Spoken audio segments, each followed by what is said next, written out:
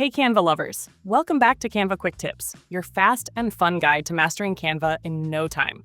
Today I'm showing you how to put a photo inside a shape in Canva in just 3 easy steps. Let's jump in. Step 1. Go to the Elements tab and type Frames. Pick a few shapes you like, maybe a circle, a blob, a star, and drop them onto your canvas.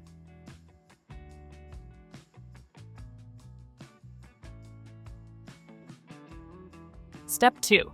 Head to Uploads. Grab a photo, I'm using a profile pic, and just drag it right into the shape. Canva will snap it in place for you. Super smooth.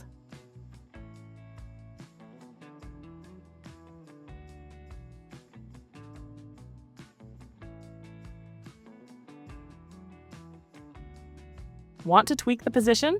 Double-click the image inside the shape. Adjust it however you like. If you found this helpful, let us know in the comments what Canva trick you want to learn next. And don't forget to like, subscribe, and hit the bell so you never miss a tip.